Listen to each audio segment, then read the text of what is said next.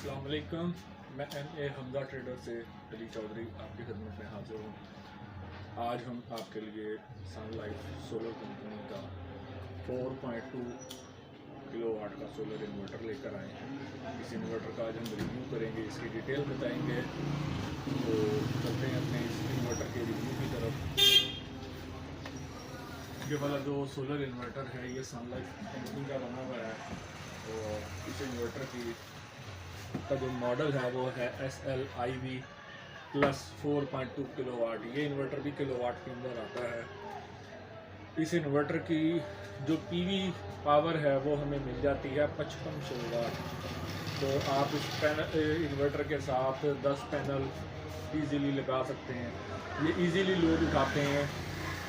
तो आगे चलते हैं इस इन्वर्टर के कंट्रोल्स की तरफ। तो फिर यहाँ पर आप देखें तो आपको अर्थिंग वायर मिल जाती है इस इन्वर्टर की। उससे आगे आपको AC इनपुट मिलती है और उससे आगे जो है आपको AC आउटपुट इसकी मिल जाती है। बिल्कुल नीचे इसका ब्रेकर स्विच आ जाता है। इधर बैटरी की पॉजिटिव नेगेटिव की ऑप्शन मिलती है और यहाँ पर आपकी PV लग जाएगी। इसके साथ वाईफाई एंटीना बिल्टन इसके साथ आता है जो कि इसके बॉक्स के अंदर मौजूद है, वो भी आपको दिखाते हैं। बाकी चलते हैं तो इसमें लेफ़्ट और राइट साइड पे इसके डस्ट फिल्टर मिल जाते हैं। डुअल फैन के साथ आता है ये इन्वर्टर भी। और इस साइड में इसका पावर स्विच है। यहाँ पर इसका पावर स्विच हमें मिल जाता है ऑन ऑफ के लिए। ये कीपैड स्विच के साथ इसकी स्क्रीन आती है। इसमें कीपैड स्विच यहाँ पर होते हैं लगे हुए। वारंटी की बात करें तो इस इन्वर्टर की जो वारंटी है वो आपको भी दिखाते हैं हम। ये इसके साथ हमें मिल जाते हैं। अच्छा जी, आपको बताता चलो MC4 कनेक्टर इसके साथ हमें वैसे ही मिल जाते हैं।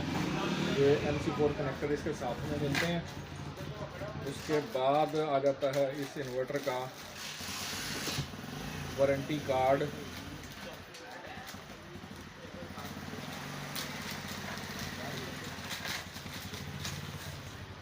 ये इसका वारंटी कार्ड मिल जाता है हमें। इसमें भी इसके इन्वर्टर की हमें 2 साल की वारंटी मिलती है। 1 साल की इसकी पार्ट्स वारंटी होती है, 1 साल की इसकी सर्विस वारंटी होती है। ये इसका फिर यूज़र मैनुअल आ जाता है।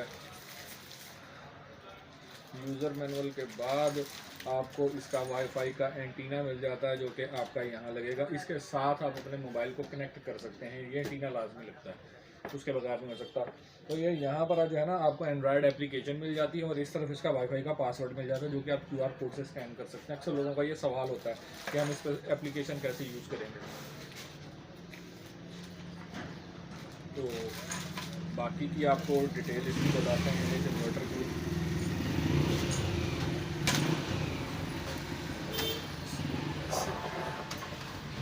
MC4 कनेक्टर है तो इस तरह से खड़ा नहीं कर सकते इन्वर्टर को।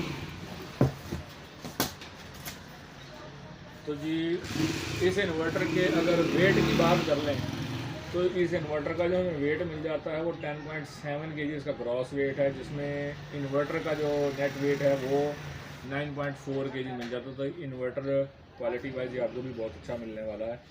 4200 वाट इसकी पावर होती है। 5500 वाट आप इसमें सोलर लगा सकते हैं। PV रेंज की हम बात कर लें तो ये इन्वर्टर 90 वोल्ट से लेकर 500 वोल्ट तक की इसकी PV रेंज है। 500 वोल्ट से नीचे आपने इसके PV वोल्ट रखने होते हैं, सेफ्टी में यूज़ करना चाहिए। और MPPT करंट रेंज जो है इसकी वो 27 एम्पेयर तक है। 27 एम्पेयर तक के सोलर की इनपुट आप इसको दे सकते हैं। उसके बाद जो आ जाती है इसकी ऑप्शन, ये इन्वर्टर ये बताता चलूँ कि ये net metering on grid of grid option के साथ आता है ये इन्वर्टर। आप इसमें बैटरी भी यूज़ कर सकते हैं, विदाउट बैटरी भी इस इन्वर्टर को यूज़ कर सकते हैं। इसके साथ आप नेट मीटरिंग भी लगा सकते हैं, विदाउट नेट मीटरिंग वापडा शेयरिंग के साथ भी चला सकते हैं। तो ये फुल ऑप्शन के साथ हमें इन्वर्टर मिलता है। इसकी अगर हम सर्ज पावर की बात कर लें तो ये इन्वर्टर 4200 वाट आता है और 4200 के साथ ये 8400 वाट की सर्ज पावर भी उठा लेता है। तो ये 8400 वाट भी एक बहुत अच्छी पावर है तो ये इन्वर्टर उठा लेता है। सिर्फ 4.2 किलो वाट में आपको 8400 वाट की सर्ज उठाने की सलाहियत मिलती है। इसके साथ आप एक AC के साथ एक पंप चला सकते हैं, ये लोड उठा लेगा। अगर आपका 1 टन का या 1.5 टन का इन्वर्टर AC चल रहा है उसके साथ अगर आपका सिंगल एम्पेलर पंप है तो आप उसको ऑन कर सकते हैं, ये उसको भी चला लेगा। डबल एम्पेलर है तो डबल एम्पेलर के लिए कोशिश करेंगे इन्वर्टर एसी को अपने ऑफ कर लें, फिर उसको चलाएं, क्योंकि इसकी मैक्सिमम लिमिट तक लेकर नहीं जाना चाहिए। प्योर साइन वेव ये मिल जाता है। बैटरी के ऑप्शन की बात कर लें तो इसके अंदर बिल्टन BMS हमें मिलता है। बिल्टन BMS में आप लिथियम बैटरी भी लगा सकते हैं और 24 वोल्ट इसका सिस्टम वोल्टेज है। आप इसमें 12-12 वोल्ट की 2 बैटरियां लगा सकते हैं। आप चाहें एसिड वाली लगा लें, चाहें ड्राई बैटरी लगा लें।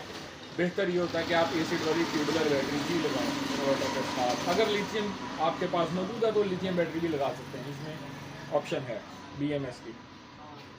इसकी एफिशिएंसी की बात कर लें DC to AC कन्वर्टिंग की, तो ये 94% आपको एफिशिएंसी देता है,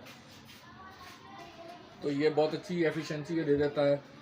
उसके बाद इसका ह्यूमिडिटी लेवल आपको बता देते हैं कि कितने मौसम में आपके जो नमी होती है मौसम की, उसमें कितने ह्यूमिडिटी तक ये बर्दाश्त कर सकता है। तो ये मिनिमम 10 जो ह्यूमिडिटी लेवल है, 10 से लेकर आपका जो ह्यूमिडिटी लेवल है वो 95% तक आप इसको यूज़ कर सकते हैं।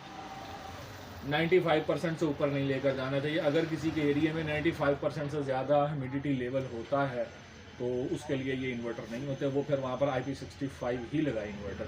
ये IP21 मॉडल जो है ये 90 से नीचे के लिए होता है। तो मेरे ख्याल में पाकिस्तान में किसी भी जगह पे ऐसा ह्यूमिडिटी नहीं होती कि जहाँ पे 100+ हो जाए ह्यूमिडिटी, इससे कम ही रहती है, तो ये चल जाता है। टेम्परेचर की बात कर लें तो ये 10 सेंटीग्रेड से लेकर 50 सेंटीग्रेड जो है इसका टेम्परेचर है कि 10 से लेकर 50 सेंटीग्रेड तक आप इसको यूज़ कर सकते हैं, और माइनस में भी आप इसको 15 सेंटीग्रेड तक यूज़ कर सकते हैं। अगर कहीं माइनस टेम्परेचर भी चलना शुरू हो जाए तो ये लो टेम्परेचर -15 तक भी यूज़ कर सकते हैं, इसको कोई प्रॉब्लम नहीं होती। हाँ, अलबत्ता -15 में आपकी बैटरियों के साथ ज़रूर प्रॉब्लम हो जाएगी। अगर आप एसिड वाली बैटरियाँ लगाते हैं तो -15 टेम्परेचर में आपकी बैटरियाँ जवाब दे देंगी, वो वर्क नहीं करेंगी। तो ये इस इन्वर्टर का रिव्यू था। अगर आपको हमारा रिव्यू अच्छा लगता है तो हमारे चैनल को सब्सक्राइब कर दें, शेयर कर दें, अपने दोस्तों के साथ शेयर करें। आने वाले रिव्यू में हम मज़ीद स्पेसिफिकेशन सोलर इन्वर्टर की वो भी डिस्कस करेंगे।